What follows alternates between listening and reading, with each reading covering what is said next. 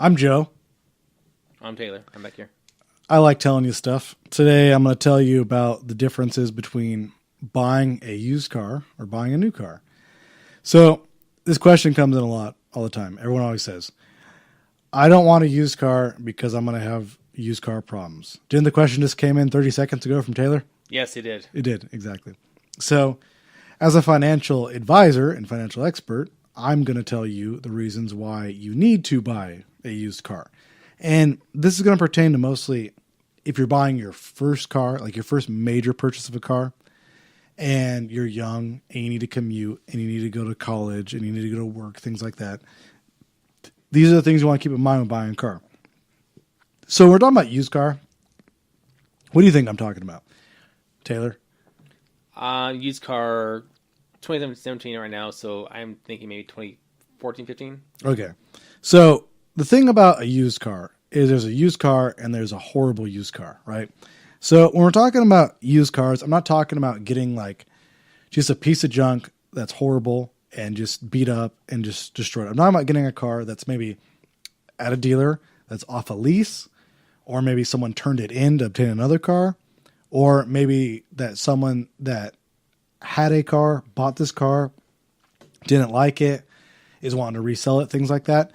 This is the type of used car I'm talking about, because you can get a great used car and you could check out all the major brands and you can get a used car without taking the huge loss of equity of driving a car off the lot. You've heard those stories about when you drive a car off the lot, it loses a large portion of its value right away because now it's from a used car, from a new car to a used car. So my problem is when you have less money to work with, when you're younger, you can make very little mistakes, because mistakes when you're younger will cause you to make mistakes, will cause that one mistake to follow you through years and years and years. So if you buy a car, let's say a car is $30,000, a new car. We know people have done this. We know people that argue about this. But when you buy a $30,000 new car, drive it off the lot, it'll lose $6,000 to $7,000 in value right away. What does that mean to you? It means if you get your new car and you don't like your new car, you're going to be underwater on the new car. Underwater means you're going to owe more than the car is worth. So you're going to have that car for at least several years, depending on your interest rate. And you won't be able to sell that car or give it back to the dealer, or you're going to owe more money than the value of the car. So many people think, well, I paid $30,000 for the car's worth $30,000. No, it's not. It's worth $25,000 to $24,000 right when you drive off the lot. Now, we're generalizing because we can't go over every car, but obviously some cars lose more value and some cars lose less value when you drive them off the lot. But a used car nowadays isn't necessarily a used car with used problems like Taylor says. Right, Taylor? Yes. A used car, you can get a decent, like say it's 2017, you can get a car that's a 2012, 13 or 14, 30, 40, 50,000 miles on it. Some of them are still under manufacturer warranty. Some of them are under a limited warranty by the dealers that are selling them. And because the reputation of the car, Honda, Toyota, Mazda, etc., they last forever with you having to worry about how much it's going to cost to repair them. So I gauge it like this. I measure it by the depreciation to the repair ratio. So let's just say my car's depreciation is $7,000. Well, am I going to have more or less than $7,000 of repairs in the lifetime of ownership that I own the car? That's what I'm measuring it against. So how to limit that is, well, with used cars, we have great things we didn't have before. Like we have Carfax. We can look up the accident report, see if it was an accident. We can look up, since the car is several years old now, we can look up manufacturer defects. We can look up if there was anything recalled on the car, or if anything, say the manufacturer was supposed to replace but hasn't yet, and see if it's still under warranty. We can look those things up because now the car is a couple years old, so we could see that. We could see the report, the mileage, things like that. And then if you see the maintenance on the car, a lot of Carfax reports have that. They have the times they had the oil change, the type of oil. You can ask the dealer or even the person you're buying it from, private party, if they have manufacturer, if they have receipts from the manufacturer, if they have receipts from the dealer, receipts from the repair shop they got things repaired at. You have all the ability to look things up now. Also, buying a used car from a dealer, you're going to pay a little bit more than private party, but at least you know who to blame if something goes wrong with the car. Also, they might give you a limited warranty, a limited manufacturer warranty from them, and you'll be able to look those things up as well. The other thing is you want to estimate what the total cost of ownership is going to be. A lot of people don't calculate into the depreciation. When you're younger, you're always going to want the best, coolest looking car, whatever, but it's also going to leave you in a huge financial hole for a long period of time. When people come to me and they say, well, I want a new car because the one I drive now is so crappy, I always say, well, why not just get a newer car? Because let's say your car you drive is a 10 or 15-year-old beat up, crappy car. You can get a 3 or 4-year-old car that has all the modern conveniences of a 2014 or 15 car. And guess what? That's going to be pretty new to you. So you could get that car anyways and not take the depreciation hit. The other thing is if you buy the used new car and you really hate it and you really don't like it and you think my advice is terrible and you should have just went with a new car, hey, at least you could still go get the new car because you bought the car used. You didn't take the depreciation hit. You can sell it for close to the amount you bought it for and then go get your new car anyway. So why not try my method and go get the new car after? The other thing is that you're computing is how much is it going to take to repair this car? How much is it going to take for gas in this car? And how much over the total cost of ownership am I going to put into this? What people don't factor that in is what the tires are going to cost, what the maintenance is going to cost in the car.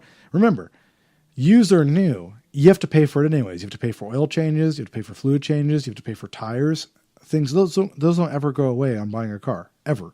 You have to pay that regardless because you're driving the car. So can you afford the new car price? Can you afford the new car interest rate? Can you afford what it's going to cost for repairs on the car? Chances are you haven't factored any of those things in.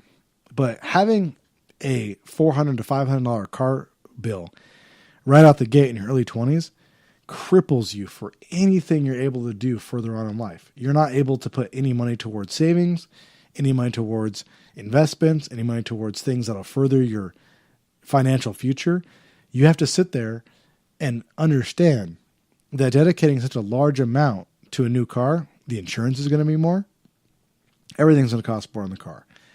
And you're going to sit there and all for the convenience of maybe nothing going wrong. And trust me, when you buy new cars, things still go wrong with them. So for maybe getting nothing wrong, you're going to sit there and you're going to put all that money in. And let's just say the person who buys the used car, they go through the 5 years. They don't pay as much as you for the repairs. You go through the 5 years. You don't pay for any repairs because you got a new car. How much money did you lose overall? Now, people will ask me too, well, if I want to buy a car, what if I want to lease? Well, depends on the lease. For example, if you want to buy a luxury car, if you want like a BMW or a Lexus, something like that, then maybe instead of buying it new, you do want to lease it. So that way you don't take the depreciation hit. So then if you have a lease for a couple of years and you turn it in, you get to drive the luxury car and then turn it in and get a new one without taking that hit all the time. But you're also never going to own anything. So that's the difference is when you buy a car, you own it, you build equity in the car, meaning the money that it's the opposite of being underwater. You owe less than the car's worth and you're able to cash out, maybe turn the car in and get money back at the end for that. But when you lease, you never really have that reserve. So you're paying less money monthly for the worry of no maintenance. So here's my advice. If you want to buy a new car and take the depreciation hit, lease it. If you want to own your car and you want to sit there and build equity over time, it's better for you just to buy a car that's a couple years old that took the depreciation hit and do it that way. So you have to understand when you buy a car, all of these are factors and you have to factor all that in before. So when you start looking for a car, I recommend you start looking for a car now. And then in 6 months, when you've thoroughly researched what the cost is, what the used cost is, what the depreciation is, what the total cost of ownership is, see if you still want it and then buy it. So Taylor, before you got your car, yes. How long, Taylor's falling asleep back there, I can see him because he's been through this before. Before you got your car, how long did you research it? I did it for about 3 or 4 months. 3 or 4 months, which is a good, adequate amount of time to researching your car, right? Yes. And then how much did you buy your car for? What type of car do you got, and how much did you buy it for? I have a 2016 Kia. Okay, and how much was it? All together, it was 15,000. Okay, and then how It was much? a new car. Okay. At the very end of taxes and everything, it was about 22. Okay, and then how much is it worth now? I haven't checked. Okay, so that's the thing, is that Taylor didn't break the bank, so it didn't really affect him, right? He didn't break the bank on buying a car that's $30,000 that he couldn't afford. So if he has depreciation, he can take the hit because he paid less for the car. So the other thing is too, is that you can check on that, and you could check on the depreciation. But in your calculations for a car, you have to also add the taxes in, because you hear what that Taylor just said. Cost of $15,000 after taxes and licensing and everything else. It was about $22,000. That's what it costs. It's going to cost you money in addition to the car loan. So if you're looking at a car that's like $16,000, $17,000, you have to factor in at least $2,000 to $3,000 in taxes and license or registration fees, at least into that as well, and afford that in your monthly payment. Because if you don't have that in your monthly payment, you have to put that in as well. I'd also like to mention that if you buy a car, those in-dash systems, navigation, MP3, whatever, Bluetooth, those cost a couple $1,000 to put in your car when you buy it new. You can go to Best Buy or anything and get it put in for $300. Yeah, exactly. So a lot of those features, that's where the car dealerships make the most money, is a lot of those features they add in to the car. Well, this car has leather, this car has alloy rims, this car has a DVD system, things like that. Those are all things aftermarket you can get installed, and they're going to be fine. And they're going to be a lot less than what a dealer would charge you. So I always say that it's better to get the stock car that doesn't have these things in if you're buying it new. And if you're buying it used, you can get a used car that has all these things included in it, and then you often get a better deal. So used car fully loaded, new car stock, and then get them aftermarket. Have any questions? Email us, write to the show, leave comments below. If you have any questions on financing a car or anything else, let us know. I'm trying to figure out right now. I'm trying to see what my car is worth. We'll let you know in the next Joe Tells You what Taylor found out. Yeah. Thank you again and subscribe.